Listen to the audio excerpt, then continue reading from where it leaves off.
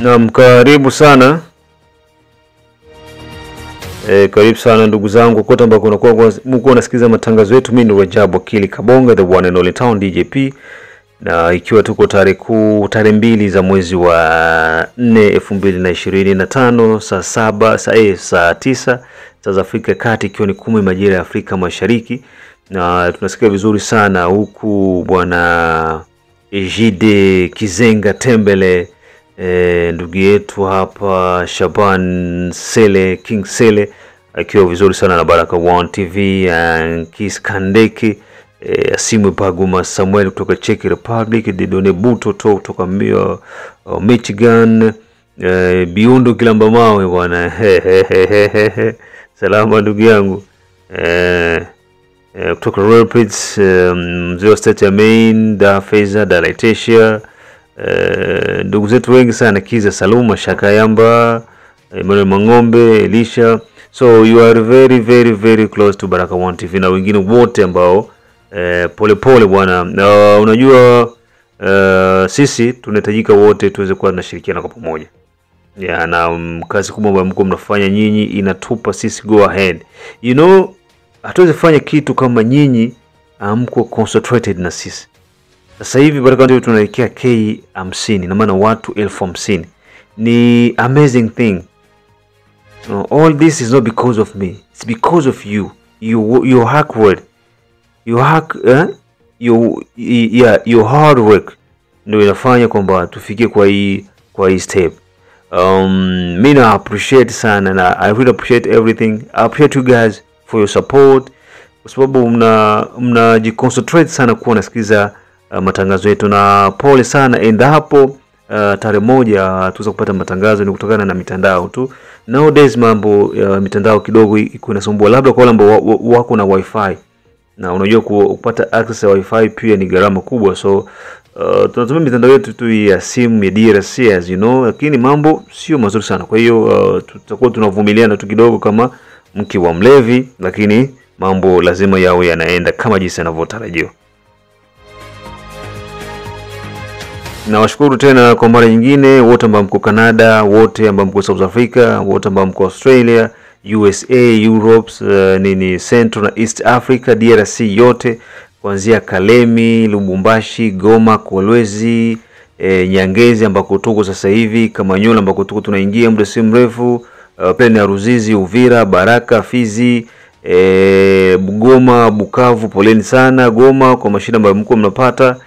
Walikale kote kule poleni sana, Nyantende, maeneo yote ya Nyabibwe, maeneo yote ya Ruchuru, maeneo yote ya wapi kule, na Rubavu tutaingia pia. So kwa hiyo ndugu zangu poleni sana wote ambao wako sio control ya M23, wako wanapitia mambo magumu sana.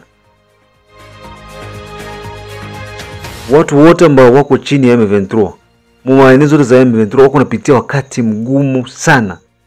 Unaambiwa hivi tokea M23 ingie maeneo, sawa, watu wameingia katika kesi ya unyanyasaji, watu wanapoteza maisha kuliko wakati mwingine wote ule.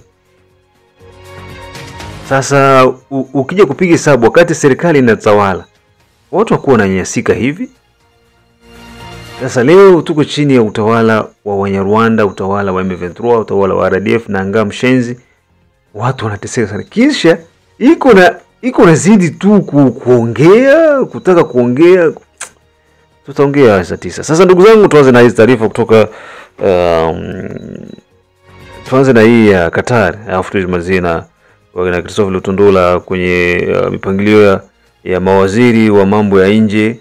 Unajua yeye ni mwakilishi, kwa hiyo ameweza kuwakilisha DRC kwenda kuzungumzia masuala ya mikakati. Lazima sasa dunia iko na kuwa na mipango yake.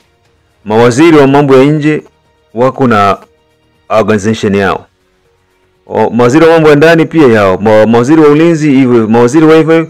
Kwa hiyo wanakutana naga, wanazungumzia huyu wa nchi yake, kila mtu analeta matatizo ya nchi yake, wanajadili pamoja, kisha wanapeleka kwenye nchi zao, zinaingia kwenye baraza la Umoja Mataifa, wanashughulikia. So Kongo nako pia imefanya hivyo. Lakini kwanza na taarifa ambazo tuko nazo kutoka za huko Qatar. Qatar mambo yamekuwa ni mambo moja ya ajabu sana, ambako delegation ya M23 ikiongozwa na Bertrand Bisimwa na pamoja na nani ule bwana mwingine sawa, twende tu. Na kwa upande wa DRC, waziri wa mambo ya nje dada yetu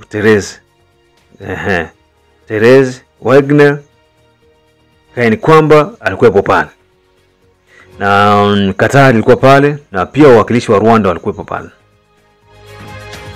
Katika mazungumzo yote hakuna cha ajabu ambacho walizungumza juu ya vita yenye inaendelea. Ushero? Hakuna cha ajabu ambacho walizungumza Qatar, kienyewe wa kuzungumza Angola, kienyewe wa kuzungumza Nairobi, kienyewe wa kuzungumza Dar es Salaam. The same thing. Na katika yote ambayo wameweza kuyazungumza hapa naweza kupatia kile kenye walimalizia kenye walishia tu. Ilikuwa ni ile retrait direct ya Banyarwanda mu RDC. Sasa kulingana na kaide charge yenye Banyarwanda walileta M23, gisi wao nasema kwa sisi tunataka hiki.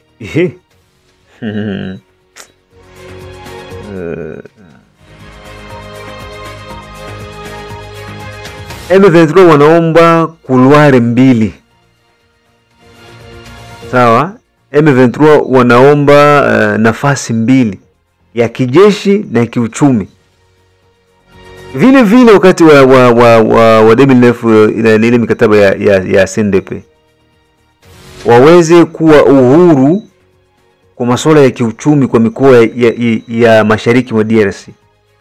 Wao wanachukua fedha wao, kodi. Sawa? Wao ndio waendeshe uchumi na kijeshi, jeshi la Kivu ya Kusini na Kivu ya Kaskazini, Manyema wapi, donc mashariki mwa DRC likuwa linaongozwa na Watusi. Wao ndo waongoze, donc wao M23 ndo waongoze jeshi ya Asili Kivu, ya Nord Kivu, ya Manyema, ya Ituri, ya Chopo, wao ndo waongoze jeshi. Mpaka Qatar yenyewe kasema ewa nyinyi mnatakiwa muondoke haraka iwezekanavyo. Unaona? So katika yote ambao wameyazungumza yote wakaja kuishia kwamba ni lazima majeshi ya RDF yaondoke DRC. Wakawaambia nyinyi Wanyarwanda mko na majeshi yenu ndani ya Jamhuri ya Kidemokrasia ya Kongo. Sasa mnatakiwa Wanyarwanda kwanza, hamna sababu ya kuwa mle ndani. Nyinyi inabidi muondoke. Kisha sasa hao ambao wanasema kwamba wao ni M23 wabakie, ndio tutajua kama M23 iko ama haikwagi. Unaona? Tutajua kama M23 iko ama haikwagi, lakini kwanza inabidi wanajeshi wa Rwanda waondoke. RDF kwanza iondoke. Sasa swali ni je, RDF ikiondoka M23 itaonekana?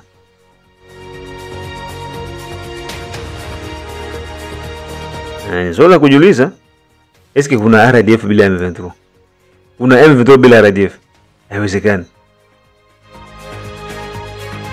Ndio niliwaambia kwamba kile kikao ambacho kilifanyika Rwanda kati ya James Kabarebe na makomando wengine na wakina Nanga wakasema kwamba wao wako tayari kuondoka DRC. Wataondoka. Sasa wakiondoka AFC itabaki nafanya nini? Juu kumbuka kwenye hicho kikao ambacho kimefanyika kule na angali fuzwa nje. Sina kuambia ni mikakati ya nani, mikakati unajua majukumu. Tuseme hivi, kati ya mratibu wa shirika na mratibu msaidizi ni nani ambaye anakuaga na wakilisha shirika kwenye vikao muhimu kama hivi? Ni mratibu. Ushelewa? Ni mratibu, ni coordinator ndo mwenye anakoordinata shirika. Sasa yeye na ngao walimweka pembeni. Ina maana AFC haikuitwa, haijulikani pale. Kuko ile accord ya 23 Mars 2009 kati ya CNDP na serikali. Na anga pale anaenda kukua, na ngaye ni frustration. Na anga aliingia kuna kujiunga na M23 ni frustration, hasira, chuki, wivu, kuona kwamba familia yake ilikuwa inachuma mali, dhahabu kinyume na sheria. Walikuwa wanajikusanyia franga kila kampani ambayo iko ndani ya Haut-Uele, mkoa wa Haut-Uele, walikuwa wanachukua dola 10,000 kila mwezi kwa kila kampuni. Sasa jiulize, kuna makampuni 10. Wewe walikuwa najikuta kwa mwezi wakosi hata dola 300,000, dola laki ngapi kila mwezi. Sasa baada ya ile mambo kuweza kugundulika, si kabisa sasa serikali iweze kufuatilia kupitia SIMAP ambayo inahusika na masuala ya madini. Sio kugundua hilo swala, sio kuwafungia.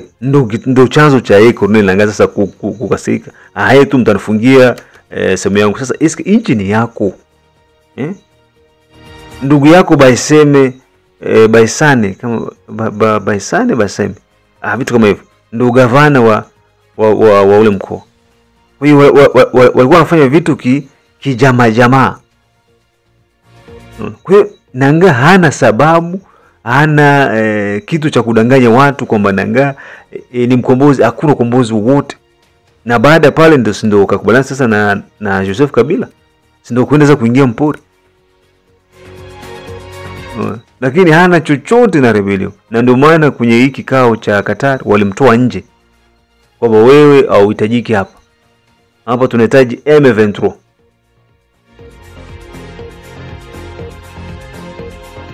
Kwa hiyo cha kujua tu ni kwamba katika kile kikao cha Qatar hakuna cha special ambacho kimefanyika, hakuna cha ajabu ambacho kimezungumzika, isipokuwa tu ni wao kuweza kuondoka DRC. Hilo tu. Na ile masharti yao yenye wako wanatoa ni masharti yenye serikali yoyote duniani haiwezi kuitika. Serikali yoyote duniani haiwezi kuitika. Tukiachana na hilo swala la M23 Qatar, tunue swala la Christopher Lutundula, mmoja kati ya wakilishi wa DRC kwenye kikao, kwenye mkutano wa mawaziri wa mambo ya nje uliofanyika. Na huku Bi Teresa kwa kwamba yeye Gwagna alikuwa yuko Qatar na yeye walikuwa kwenye hicho kikao. Sasa wenzetu wa nchi zingine wanatuuliza maswali kuhusiana na masuala ya vita. DRC tunashindwa kuimarisha jeshi, tunashindwa kushughulikia jeshi, tunashindwa kufanya hiki na hiki na jeshi, nchi inatushinda, nchi inayumba. Hayo ni maswali ambayo yameulizwa kwa Christopher Lutundula, mwakilishi wa Jamhuri ya Kidemokrasia ya Kongo. Katika yote na yote, kabla mimi sijaendelea, kwanza hebu tusikilize hii na tusikie majibu yake ni hapa, afu nije nizungumzie.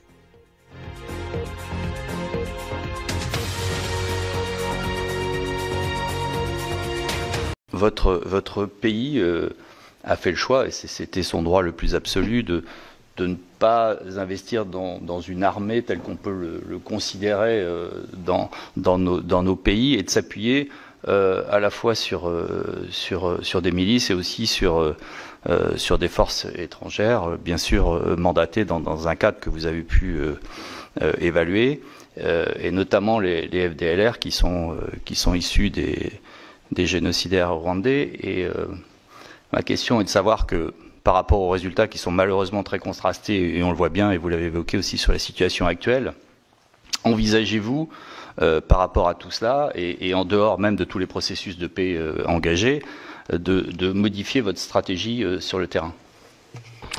Non, le Congo n'a pas choisi de ne pas investir dans l'armée. Il n'y a pas au monde un État responsable ou des dirigeants responsables qui peuvent faire ce choix-là.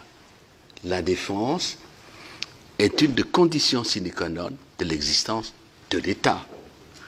C'est pour ça qu'il y a un commandant suprême et tout ce que vous connaissez. Nous n'avons pas choisi non plus de travailler avec de groupes armés. C'est très important, chers collègues, qu'on ait des précisions là-dessus. Brièvement, l'armée congolaise dont a hérité le président Tshisekedi, c'est une armée composée bien sûr d'hommes et de femmes déterminés, courageux, mais une armée qui a été, je n'hésite pas, totalement démotivée, neutralisée et infiltrée. Vous connaissez cette affaire des accords, mixage, brassage et tout, et tout. L'AFDEL arrive, tout le système de défense a été détruit. Je ne dis pas bon ou mauvais, mais c'est un constat que je fais. Il fallait refaire. Et quand Laurent Désiré Kabila s'est mis au travail, ça n'a pas fait longtemps, il est parti, il a été tué. Et après, vous connaissez, parce que nous sommes à la 4e agression du Rwanda. Le président Tshisekedi arrive, il essaie de reprendre les choses en main. Mais il ne faut pas oublier, chers collègues, il y a eu cette affaire d'embargo qui par la suite était devenue l'obligation de déclarer les armes et les munitions qu'on achète. Je ne sais pas si un État peut créer une armée dans ces conditions-là, sous embargo. Et plus important, ce n'était pas que les achats des équipements et d'armes, la formation. La résolution du Conseil de sécurité pendant au moins 10 ans interdisait à la RDC d'être assisté pour former les militaires.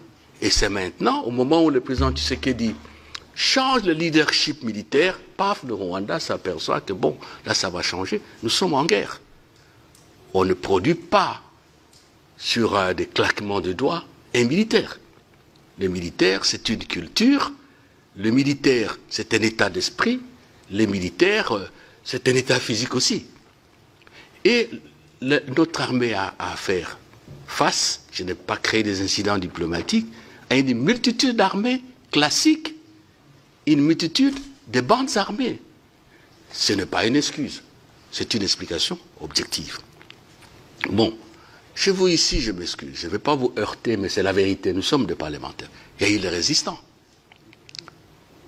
Hein, vous connaissez les résistants en France. Les résistants n'étaient pas des bandes, je ne sais pas, armées, non. Ce sont des citoyens français qui, à un moment crucial de l'histoire de la nation, ont décidé de résister à l'ennemi. Quand vous entrez dans un village au Nord Kivu, vous tuez, vous pillez, vous violez, est-ce qu'on peut interdire aux Congolais de s'organiser, de se défendre? Là, il faut qu'on se comprenne bien. Donc, les Wazalendo qui travaillent avec nos forces ne sont pas différents des résistants que vous avez connus. Je ne connais pas de procès contre les résistants ici.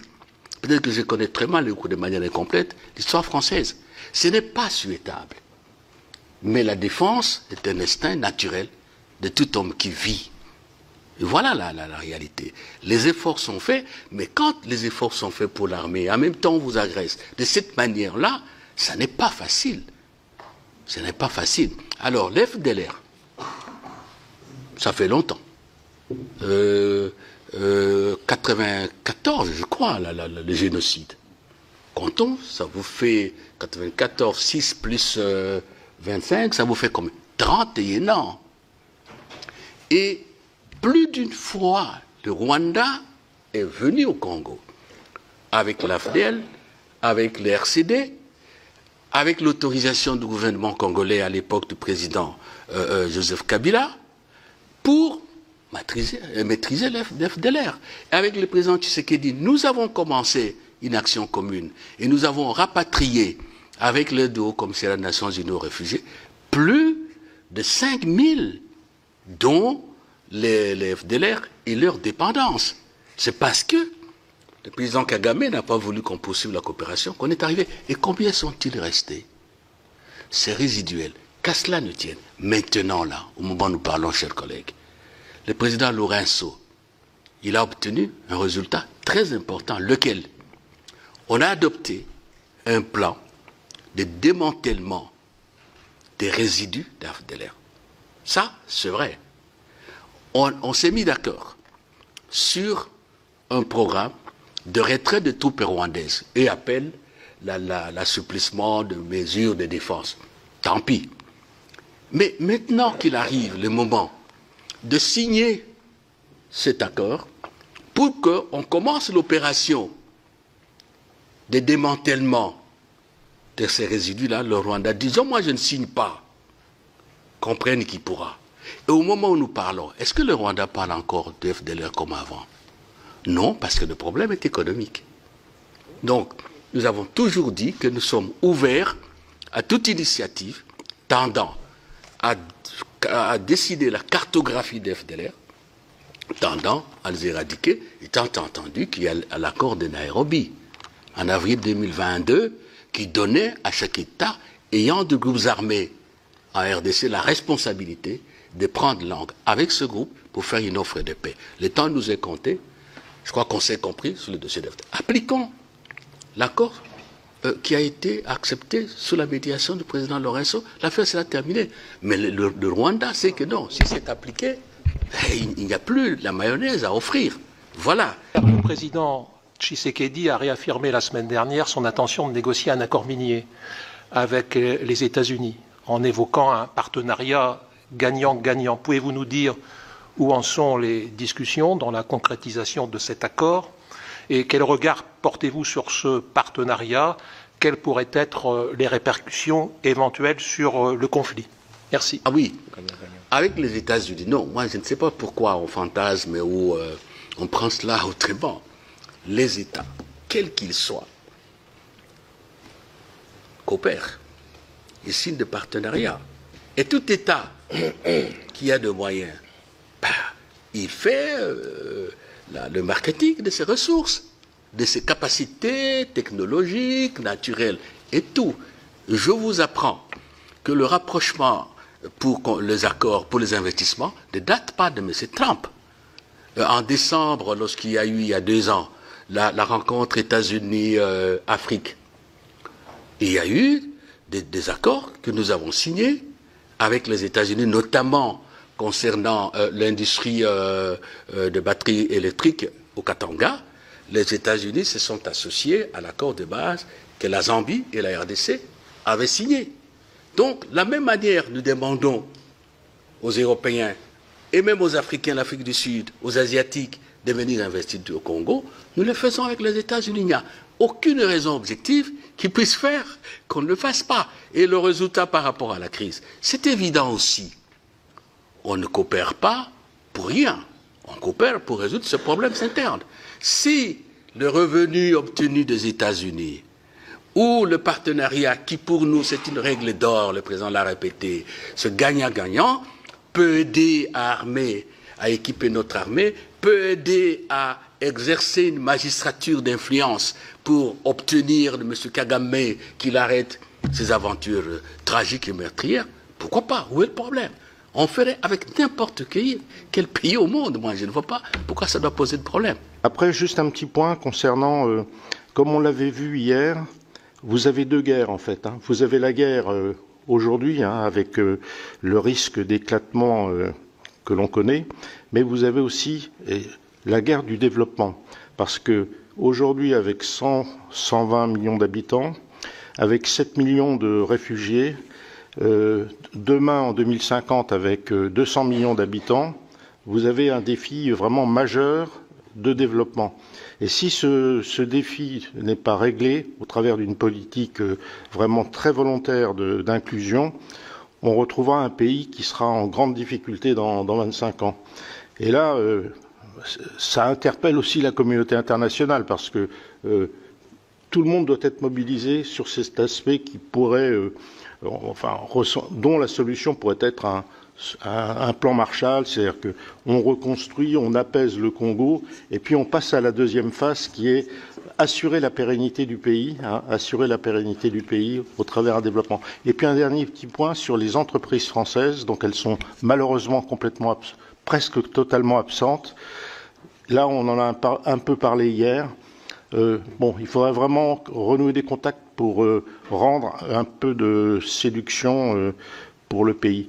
Et je rappelle, dernier point, c'est la convention fiscale que l'on attend, qui est en cours de négociation depuis plusieurs années, qui serait vraiment souhaitable de finaliser.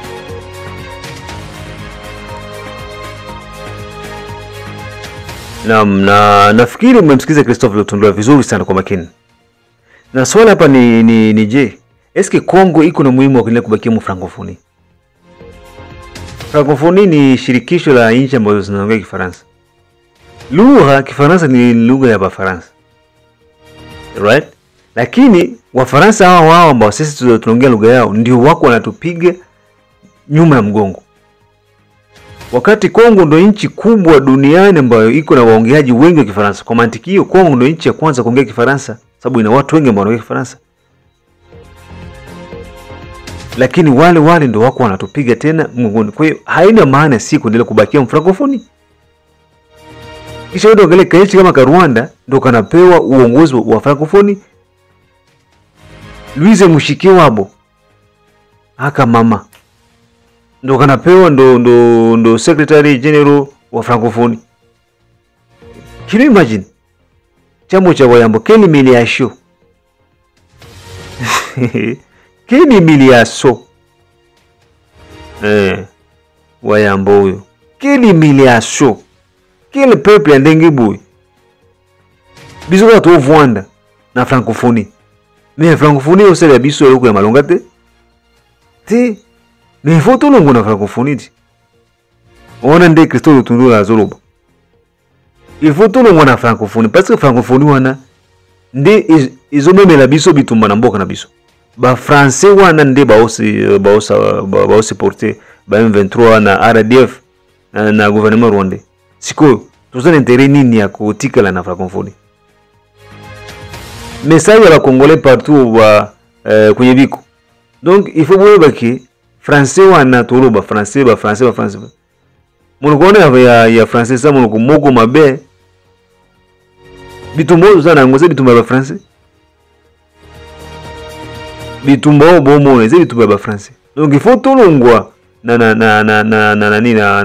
baboro na ba français bele ba français moko ya murefu mais sur le terrain rien. Unaona? Kwa hiyo inabidi serikali sasa kwa kipindi hichi. Mimi niko na kitu kimoja niko tunalaumu serikali ya Felix nayo. Serikali ya Felix maamuzi kama haya ya hivi iko inachelewa kufanya haya maamuzi. Lakini naelewa sitamlaumu tena Felix. Yeah. Juu hata ni mlaumu vipi hata badilisha kitu juu yeye Ufaransa Ubelgiji ndo kwake. Kwa hiyo hawezi kufanya chochote kenye kiko contre ba Francais kwa sasa hivi. Kwa hiyo tutamlaumu tu bure lakini na yeye ni mtu mwenye iko na ile yake mahali ya kuishi Europe, donc maisha yake ni Europe. Sasa hata tumwambie nini hawezi. Kwa hiyo tusimlaumu Felix. Tuombe tu Mungu Felix apite aende zake, mwenda hewa aende zake. Mwingine sasa wakati wa kuchagua tuchague mzuri, tusimpe mtu yote mwenye Felix atachagua kama ni wa UDPS mwenye anaishi Ulaya. D'ailleurs mtu yote yule mwenye iko diaspora akigombea ule sio mtu wa kuchagua. Diaspora yote yule akigombea si tu diaspora yani Europe akigombea na uchaguzi ule sio wa kuchagua. Tuko na watu ambao tunaenda chagua Mkongo, wenyewe wanaenda chukua maamuzi magumu juu ya nchi hii. Wale ni watu ambao wako ndani ya nchi hii.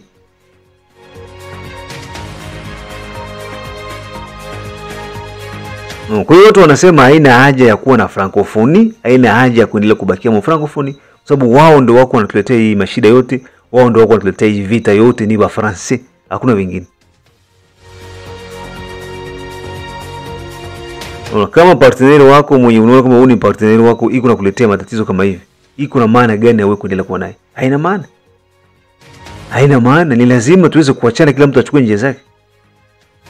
Na yote yatakuja kutokea kutoka mfrancophonie endapo tutafikia kupata mtu sahihi.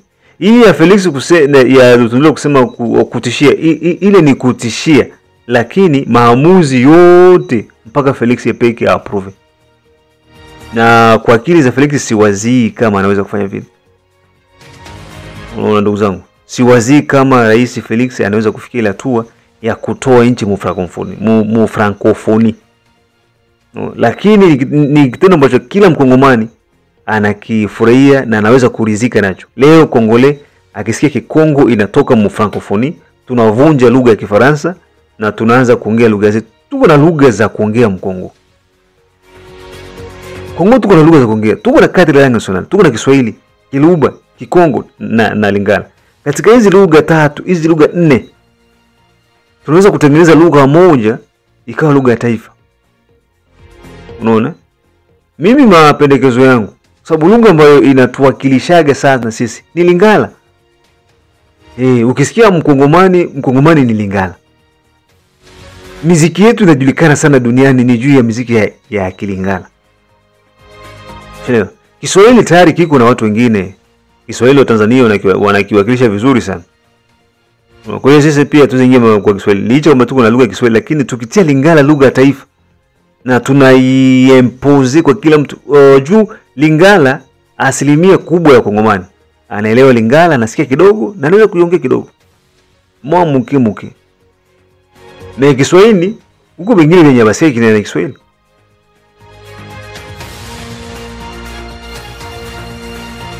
Kwa hiyo tuko na kila sababu ya kutengeneza lugha yetu moja ya taifa na tuachane na masuala ya wakoloni. Tuachane na masuala ya Wafaransa wajinga ambao wako natuingiza kwenye matatizo kila kukicha. So yote inawezekana endapo sisi wenyewe tutaamua kwamba tufanye hili na mambo yaweze kuwa sawa. So hii ni Baraka One TV ndugu zangu, big up sana, tunashukuru ulikuwa pamoja na sisi. Tukutane majira ya saa 12 kwenye mitazamo yenu.